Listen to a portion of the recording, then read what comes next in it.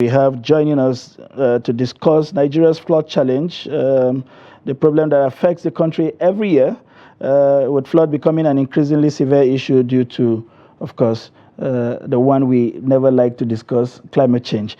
The government has been criticized for its lack of effective action in mitigating the flooding, and the country's development goals are negatively impacted by this flood. Now we have joining us in the studio my namesake, Mr. David Mike Terungwa, team lead, GIFSIP, I hope I got this correctly, and Africa's regional coordinator, Citizens Climate International. It's been a while.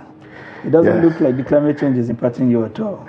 It is impacting everyone. I don't think anybody is immune to that at this point in time. The professionals have a way of mitigating the adverse impact on themselves. Maybe they know the higher grounds that these governments always talk about that we probably don't know. But it's a pleasure to have you join us again.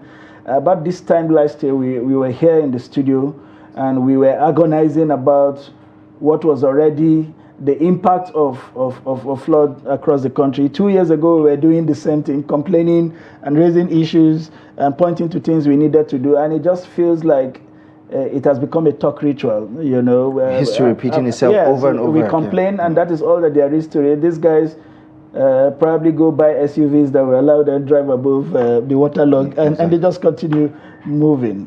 What do you make of our current predicament?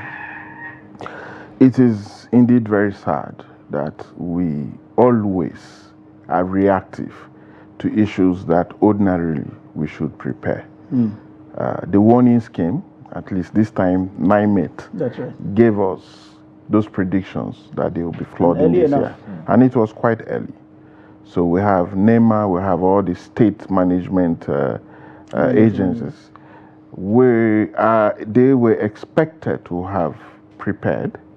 And you know the good thing about the NIMET forecast this time is that they even tell you that the rains will come, the duration, and the days. And the volumes. And the volume as well. So in Abuja, that was last week, you know, we had this consecutive Monday, Tuesday, and there was flash floods everywhere. The one in Lagos is expected and is here. Unfortunately, a lot of people were not aware. If they were aware, they wouldn't be on the road. Their vehicles will not get stuck. And that's why in advanced climes, they will give notices, do not go out today. There will be flash flooding. Oh, if you're preparing to go, this is what you and this is what you should expect. You should expect. You know, so, and then if it gets worse, this is the emergency plan. This is the evacuation plan. So coming out to just say that people should move to higher grounds.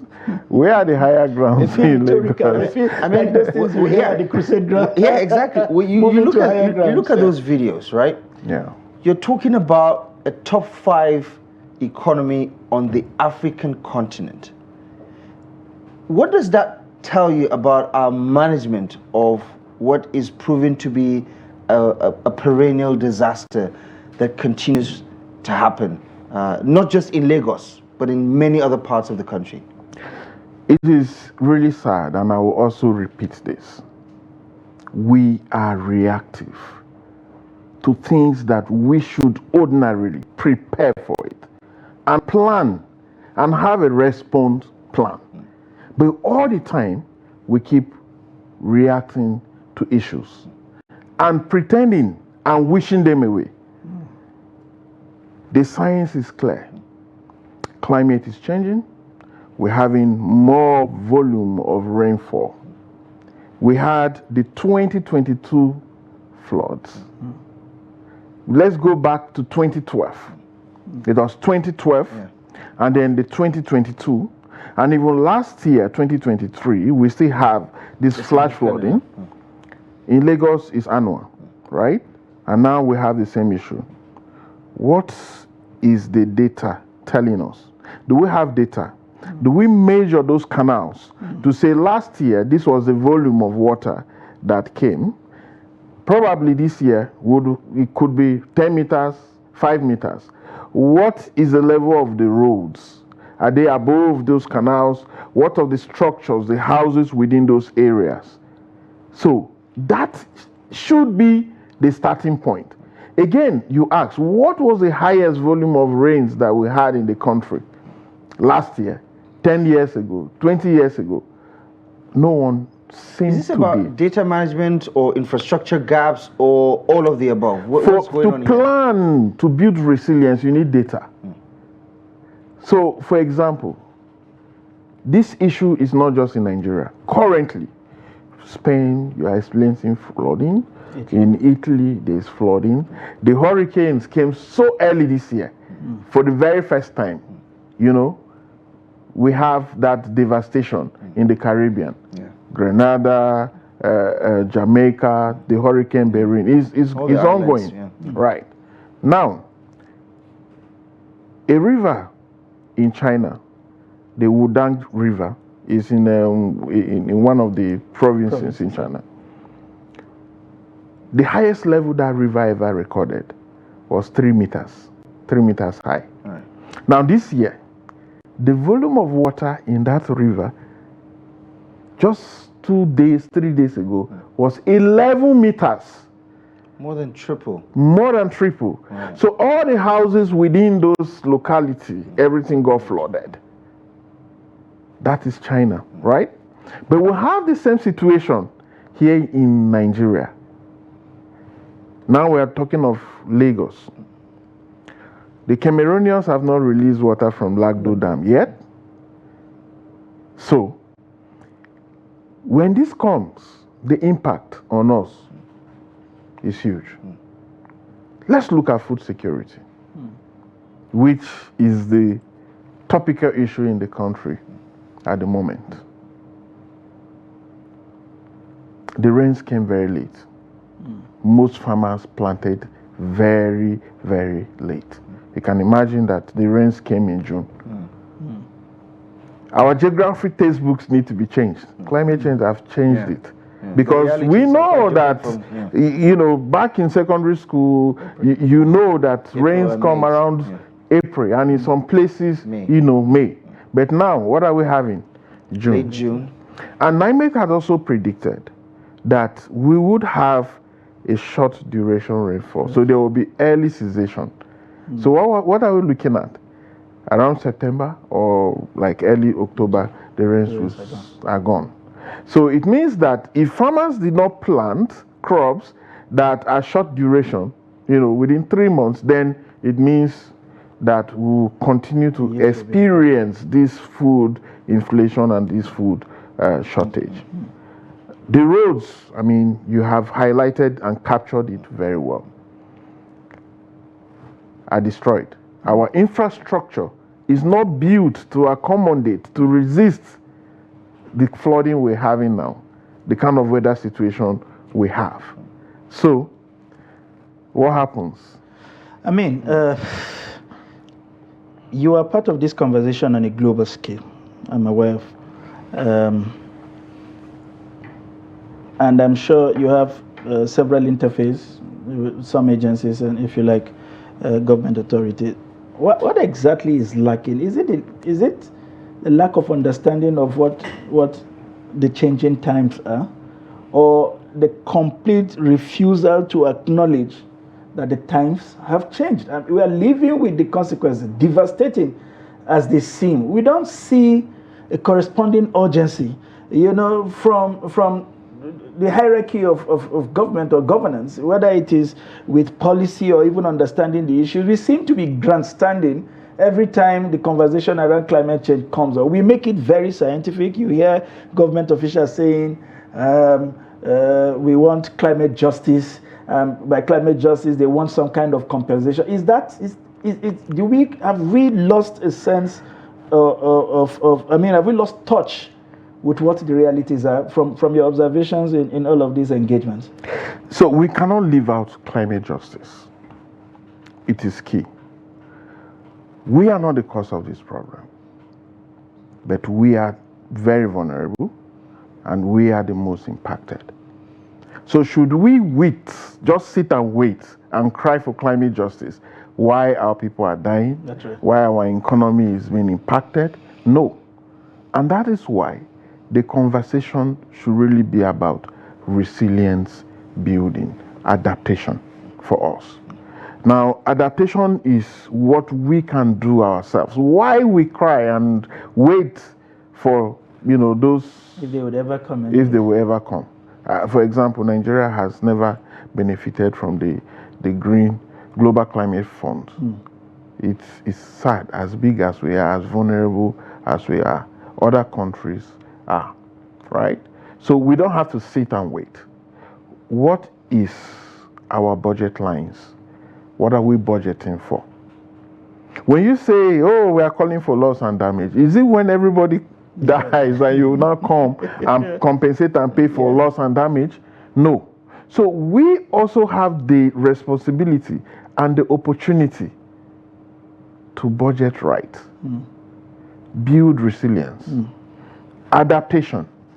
We should be able to feed ourselves. We should be able to build resilient infrastructure. We should be able to educate our people. We should be able to give early warnings and have early preparations in case of situations like we are experiencing in Lagos. Unfortunately, again, after these rains, after the 3 days of rains in Lagos, everything will go back to normal, and then we'll come back to this conversation. But on a very serious note, the lack of political will worries many of us. Yes, there are attempts, by the government, but you see it as an attempt to attract funding rather than address the concern. Yes, to address the concern, you also need funding. But you don't sit down and wait. That's what I'm saying. Because if you do that, it's impacting the economy. You can see how we are with food security. That's right. The cholera outbreak can also be attributed, and several other issues. Yeah. Now, in all of this mix, how much is the absence of a functional local government, impacting all? Because it feels like something that requires a local solution. The government at the center, even at the state level, it's way too distracted, way too large, with competing variables to worry about something that is impacting Badegi, a nexus for production of rice, or something that is wiping off Lokoja, preventing free flow of trades and all of that, or something in Benue or along the Adama Benue Basin and all of that. How much do you think a functional local government can help us with this whole idea of building resilience? I think you just hit the nail on the head.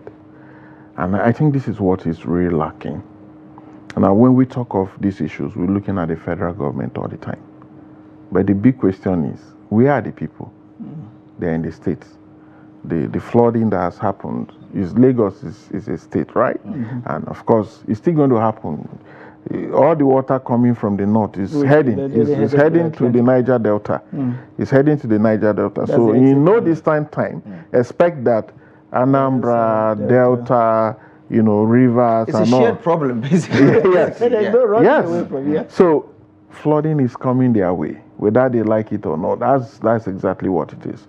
So should they sit and be waiting for the federal government? No. That's the real issue. The states must and should, as a matter of fact, begin the preparations. In this case, we are looking at the immediate solution. Because right? we've lost grounds on... Yes. So you need to evacuate people. Unfortunately, a lot of people do we have a good history of managing situations like this? Because the inevitability of the situation itself leaves much to be desired. I mean, we've established agencies like NEMA, for instance, to address emergencies like this, which usually are humanitarian in nature. But you talked about reactiveness, and I'm struggling in my head to understand how we are reacting. Is it by providing relief materials after everything is said and done? When it comes to really addressing these gaps, whether it's a stopgap measure, for instance, rechanneling the water, or moving people to higher grounds, or things like, or having makeshift homes, or things like, nothing really comes to mind. What do you make of our response when you talk about how we are reacting to this development? So when you prevent, like commonly say, oh, prevention is better than cure, right? You can spend $1, or let me use our local currency. You spend 10 naira to prevent disaster. Else, you spend 1,000 to respond to disaster. And that is exactly what is going on. So it appears that some of the state emergency management agencies and the big body, the national one, prefer a situation where we will buy relief items and give contracts to people to buy little So it's mattresses. about procurement, more or less. Procurement, and just share to people. And few days after the floods, everything goes back to normal, and then we'll wait for it to happen again next year. And we'll make more budget for that. For how long are we going to continue in that situation? So it's really about, and when I say planning, it's about genuine planning. And planning in this case. Can you draw parallels with other climes and how they're able to avert, the worst case scenario, especially when it comes to flooding, for instance? So let's the quick one. We don't have hurricanes, but we know what's happening in the Caribbean. As soon as the hurricane Barry developed in the Atlantic, it was known, and the alert went on. Everybody knew that this was coming, right? It kept coming, and we knew when it was going to arrive. So everybody was prepared, right? So if your house or your community is in the path, you move. You move.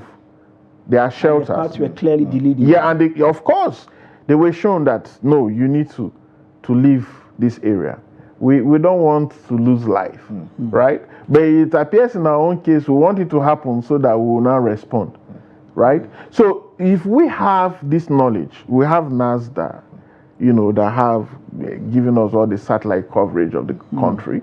You have NIMET telling you this rain is coming, this is the amount that is coming. We know the flash spots. Where are the hot spots?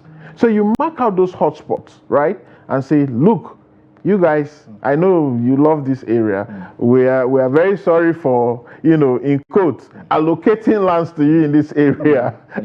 If it was done with a good intention, you need to evacuate, right?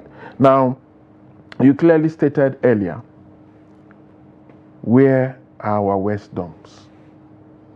That's responsibility of the people now. The same canals, the same drainages, right? And so when the water comes, they are not able to move. But you also look at this again and say, look, this is a floodplain. We have that issue a lot in Abuja here. This place should be left vacant. But someone will approve that these buildings, plazas, are built on these waterways. And then they constrain the channels such that it is not able to accommodate. And then flooding becomes inevitable. Yes. It's not able to accommodate the volume of water that comes in. So somehow we blame climate change, but what happens in our own context, I say it is flooding man-made. It is not climate change. Because we actually can build resilience. What are we talking of resilience? Develop infrastructures that can accommodate flooding, that can, be able to channel these waters out, not giving permits to people to build on floodplains. And then when it comes to demolition, the issues come up again. So again, I would say it is better to prevent. Because if you don't build, if you don't spend your 10 naira to build on a on a floodplain, we will not be demolishing house worth millions. That is what we really need to do. Is it something you think would require a bill to criminalize now that it has become a public health concern?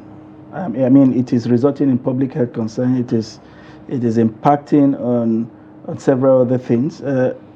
Should we be thinking about laws that make it that criminalizes both the actor on the side of the government agencies that in a way, aids these criminal attitudes by willfully, assigning allocating lands on those plains that were originally reserved as waterways. Would that help in any way? I think we already have laws. It is the implementation of the laws that are issues.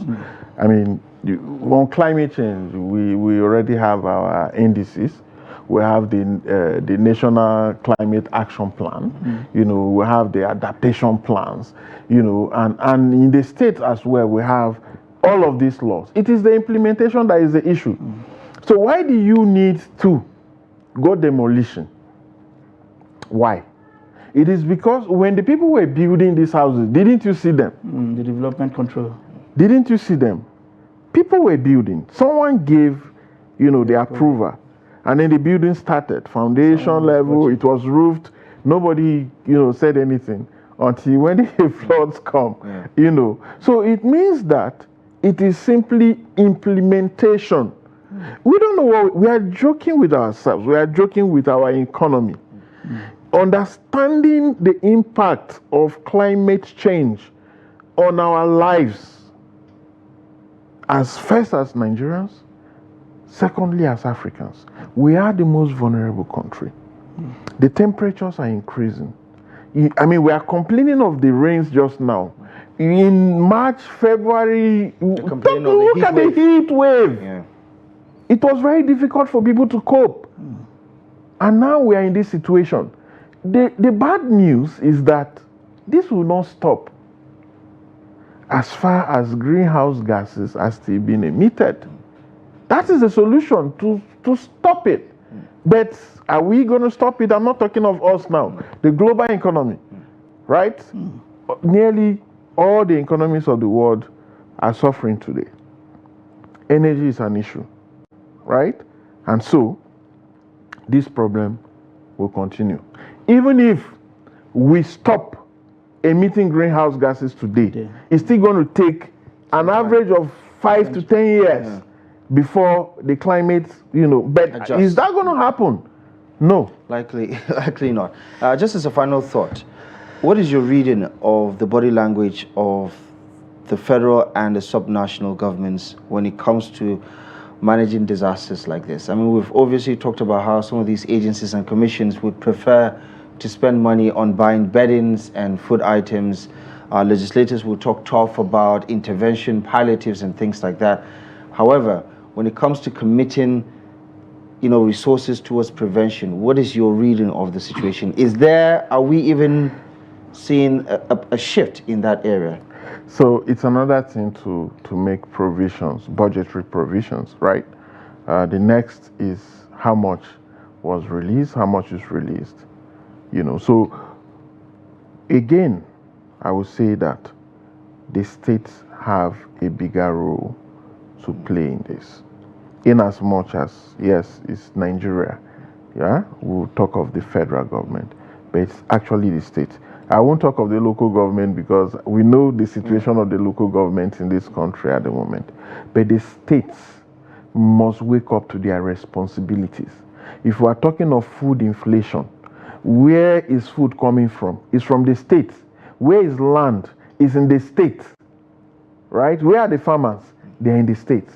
But all the time, I'm not holding brief for the federal because they are supposed to also provide direction, right? So it is not just about saying you have the state management agency, right? In quote, in name, without the necessary financial backing, to do their work. So, all right. I wish we could continue to stretch this conversation given the significant importance it has for mere survival as far as we're concerned in Nigeria. But it's always a pleasure to talk to David Mike Terungwa, who is the Africa Regional Coordinator of Citizens Climate International. It's always a pleasure to have you join us. Thank you for having me. Thank you so much for having me. I'm sure we are not done with this conversation.